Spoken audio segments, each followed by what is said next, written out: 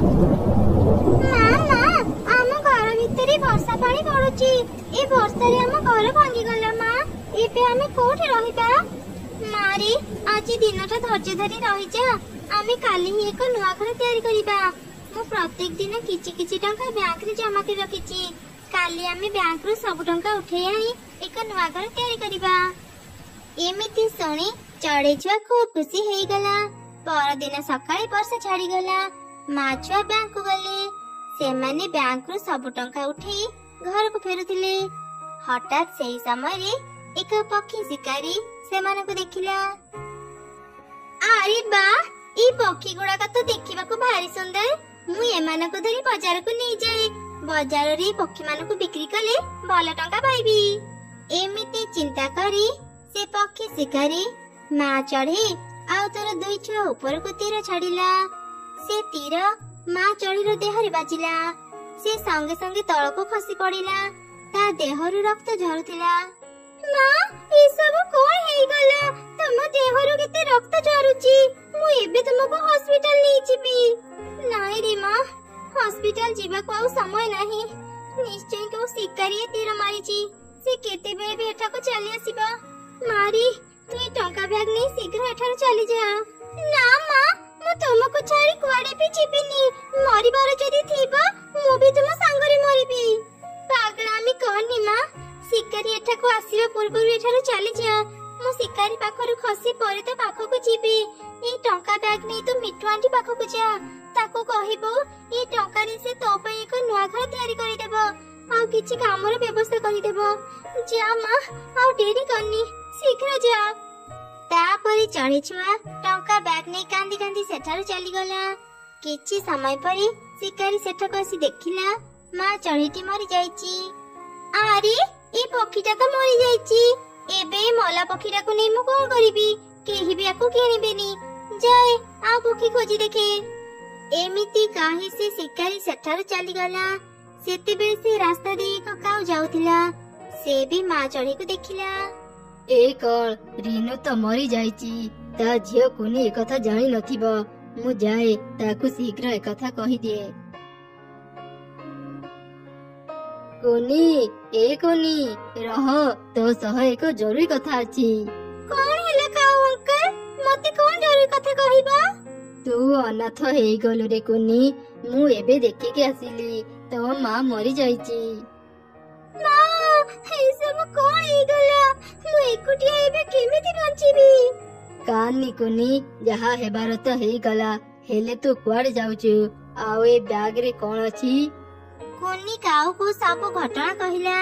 ସବୁ ଶୁଣିଲା ପରେ କାଉ ମନରେ ଲୋଭ ଆସିଲା। ଆରେ, ତୁ ସେ ମିଠୁ ପାଖକୁ ଯାନି। ସେ ଗୋଟେ ଚୋର। ସେ ଜଙ୍ଗଲର ଚଢେଇ ମାନଙ୍କ ଘରୁ ଟଙ୍କା ଚୋରି କରେ। ତୁ ଯଦି ତା ପାଖକୁ ଯିବୁ, ସେ ତ ଟଙ୍କା ବି ଚୋରି କରି ନେଇଯିବ। ତୁ ମୋ ସାଙ୍ଗରେ ମୋ ଘରକୁ ଚାଲ।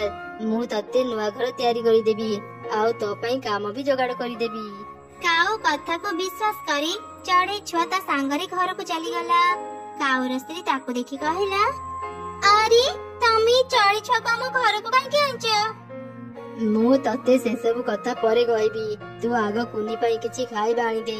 ତାକୁ ଭୋକ ଲାଗିଥିବଣି। ତାପରେ କାଉର ସ୍ତ୍ରୀ କିଛି ଖାଇବା ଆଣିଲା। କୁନି ସେ ଖାଇବା ଖାଇଲା। ଏମିତି କିଛି ସମୟ ପରେ ରାତି ହେଇଗଲା। ରାତି ହେବା ପରେ କାଉ ତା ସ୍ତ୍ରୀକୁ ସବୁ ଘଟଣା କହିଲା। ଆରେ ବା, ଦେଖୁଛି ତମ ମୁଣ୍ଡରେ ବହୁତ ବୁଦ୍ଧି। ଏବେ ସେ କୁନି ଶୋଇ ପଡିଲାଣି। ଚାଲ ଚାଲ, ଶୀଘ୍ର ତା ପାଖରେ ଥିବା ବ୍ୟାଗକୁ ଚୋରି କରି ନେଇ ଆସିବା। ସେ ଯଦି ଉଠିଯିବ, ଆମେ କିଛି ବି କରିପାରିବାନି। ଏମିତି କଥା ହେଇ ଦୁଇ କାଉ ଚଢେଇ ଛୁଆର ଟଙ୍କା ବ୍ୟାଗକୁ ଚୋରି କରି ନେଇ ଆସିଲେ। ପରଦିନ ସକାଳେ, କାଉ ଅଙ୍କଲ, କାଉ ଆଣ୍ଟି, ଏ ଟେବୁଲ ଉପରେ ମୁଁ ମୋ ଟଙ୍କା ବ୍ୟାଗ ରଖିଥିଲି। ହେଲେ ଏବେ ମୁଁ ମୋ ଟଙ୍କା ବ୍ୟାଗ ପାଉନି। କଣ ହେଲା? ତୁ ଏ ଟେବୁଲ ଉପରେ ଟଙ୍କା ବ୍ୟାଗ ରଖିଥିଲୁ? ଆରେ, କଣ ସର୍ବନାଶ କରିଦେଲୁ? ରାତିରେ କିଛି ଚୋର ଚଢେଇ ବୁଲନ୍ତି। ସେମାନେ ହିଁ ତ ଟଙ୍କା ବ୍ୟାଗ ଚୋରି କରି ନେଇଯାଇଥିବେ। ରାତିରେ ଝରକା ଖୋଲା ଥିଲା।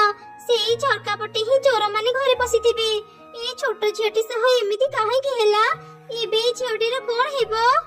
କୁନି, ଆମେ ଏତେ ଧନୀ ନୁହଁ ଯେ ତତେ ଆମେ ଖାଇବାକୁ ଦେଇପାରିବୁ। ଶୁଣ କୁନି, ଏଇ ଜଙ୍ଗଲରେ ଥିବା ଧନୀ ଚଢେଇ ମାନଙ୍କ ଘରକୁ ଯାଇ ତୁ ଭିକ ମାଗେ। ତୁ ଯଦି କହିବୁ ତୁ ଅନାଥ ଛୁଆ, ସମସ୍ତେ ତତେ ଭିକ ଦେବେ। ସେଇ ଭିକ ଧରି ତୁ ଆମ ଘରେ ଆସି ରହିପାରିବୁ।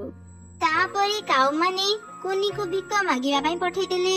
କୁନି ଏକ ଧନୀ ଚଢେଇର ଘରକୁ ଗଲା। ମତେ କିଛି ଖାଇବାକୁ ଦେଇପାରିବେ? ମୋର ବାପା ମା ନାହାନ୍ତି, ମୁଁ ଅନାଥ ଛୁଆ। ଆଚ୍ଛା ଆଚ୍ଛା, ଏଇ ନେ କିଛି ଟଙ୍କା, ଖାଇବା କିଣି ଖାଇବୁ। ଏମିତି କୁନି ସମସ୍ତଙ୍କୁ ଭିକ ମାଗି ମାଗି ମିଟୁ ଘରେ ପହଞ୍ଚିଗଲା। ମିଟୁ ଘରୁ ବାହାରିଲା। ଆରେ କୁନି ମା, ତୁ ଏମିତି ଭିକ କାହିଁକି ମାଗୁଛୁ? ଭିକ ମାଗୁଛି, କାହା ପାଖରୁ ଚୋରି କରୁନି। କାଉ ଅଙ୍କଲ କହିଥିଲେ ତୁମେ ଗୋଟେ ଚୋର, ତୁମେ ହିଁ ମୋ ଟଙ୍କା ବ୍ୟାଗ ଚୋରି କରିଛ। ମୋ ମା ଆଉ ଏ ଦୁନିଆରେ ନାହିଁ। ମୋ ଟଙ୍କା ବ୍ୟାଗ ତୁମ ପାଖରେ ଥିଲେ ମତେ ଫେରେଇ ଦିଅ। କଣ କହୁଛୁ ତୁ? ମୁଁ ତୋ କଥା କିଛି ବୁଝିପାରୁନି। ମୁଁ କାହିଁକି ତୋ ଟଙ୍କା ବ୍ୟାଗ ଚୋରି କରିବି? ଆଉ ତୋ ମାର ମୃତ୍ୟୁ କେବେ ହେଲା? ମୁଁ ଏ ବିଷୟରେ କିଛି ବି ଖବର ପାଇନି। ମତେ ପୁରା ଘଟଣା କହ। ତାପରେ କୁନି ମିଟୁକୁ ସବୁ ଘଟଣା କହିଲା। ଓ ଏଇ କଥା, ତାହେଲେ ତୁ ନିଜେ ହିଁ ଚୋର ଘରକୁ ଯାଇ ତାକୁ ଟଙ୍କା ଦେଇଛୁ। ଏବେ ତୁ ଛୋଟ, ସେଥିପାଇଁ ତୁ ଜାଣିନୁ ସେ କାଉ ଆଉ ତାର ସ୍ତ୍ରୀ ସବୁଠୁ ବଡ ଚୋର। ସେମାନେ ହିଁ ଚଢେଇ ମାନଙ୍କ ଘରୁ ଟଙ୍କା ଚୋରି କରନ୍ତି। ତୁମେ ସବୁ କଣ କହୁଛ? ତାମାନେ ସେ କାଉ ମାନେ ପ୍ରକୃତ ଚୋର? ସେମାନେ ହିଁ ମୋ ଟଙ୍କା ବ୍ୟାଗ ଚୋରି କରି ମତେ ଭିକ ମାଗିବାକୁ ପଠେଇଛନ୍ତି। ତତେ ଆଉ ଭିକ ମାଗିବାକୁ ପଡିବନି, ତୁ ମୋ ଘରକୁ ଆ। ତୁ କିଛି ଖାଇବା ଖାଇ ଆରାମ କର, ମୁଁ ତ ଟଙ୍କା ଫେରେଇ ଆଣିବାର ବ୍ୟବସ୍ଥା କରୁଛି। ଏମିତି କୁନି ମିଟୁ ଘରେ ରହିଲା। ମିଟୁ ଏକ ବୁଢୀର ରୂପ ନେଇ କାଉ ମାନଙ୍କ ଘରକୁ ଗଲା। ଘରେ କିଏ ଅଛ? ବାହାରକୁ ଆସ। ହଁ, କଣ ହେଲା? କାହିଁକି ଡାକୁଛ? ତୁମେ କିଏ? ଆଉ ତୁମ ବ୍ୟାଗରେ କଣ ଅଛି? ଏ ବ୍ୟାଗରେ ଟଙ୍କା ଅଛି। ମୁଁ ପାଖ ଜଙ୍ଗଲରେ ରୁହେ, ଘରକୁ ଫେରୁଥିଲି। ସନ୍ଧ୍ୟା ହେଇ ଯିବାରୁ ମୁଁ ଆଉ ଘରକୁ ଫେରି ପାରିଲିନି। ଆଜି ରାତି ମତେ ତମ ଘରେ ରହିବାକୁ ଦେଇପାରିବ? ହଁ ହଁ ବୁଢୀ ମା, ଆଜି ରାତି ତୁମେ ଆମ ଘରେ ରହିପାରିବ। ଆସ ଆସ, ଭିତରକୁ ଆସ। ଏମିତି କାଉମାନେ ମିଟୁକୁ ତାଙ୍କ ଘରକୁ ନେଇଗଲେ ଆଉ ତାକୁ କିଛି ଖାଇବା ଦେଲେ। ରାତିରେ ମିଟୁ ନ ଶୋଇ ଶୋଇବାର ଅଭିନୟ କଲା। ଅଧରାତିରେ କାଉମାନେ ଉଠି କଥା ହେଲେ। ଆରେ ଶୁଣ, ସେ ବୁଢୀ ତ ଶୋଇ ପଡିଥିବ, ଚାଲ ଚାଲ ତା ପାଖରୁ ସେ ଟଙ୍କା ବ୍ୟାଗ ନେଇ ଆସିବା। ଏମିତି କଥା ହେଇ କାଉମାନେ ମିଟୁର ବ୍ୟାଗ ନେଇ ଆଲମିରାରେ ରଖିଦେଲେ। ମିଟୁ ତ ଶୋଇ ନଥିଲା, ସେ ଚୁପ ଚୁପ କାଉ ମାନଙ୍କର ସବୁ ଘଟଣା ଦେଖୁଥିଲା। ଯେମିତି କାଉମାନେ ଶୋଇଗଲେ, ମିଟୁ କୁନିର ବ୍ୟାଗ ନେଇ ନିଜ ଘରକୁ ଫେରି ଆସିଲା। ପରଦିନ ସକାଳେ ମିଟୁ କୁନିକୁ ତା ବ୍ୟାଗ ଫେରିଦେଲା। ମା କୁନି, ଏଇ ନେ ତ ଟଙ୍କା ବ୍ୟାଗ।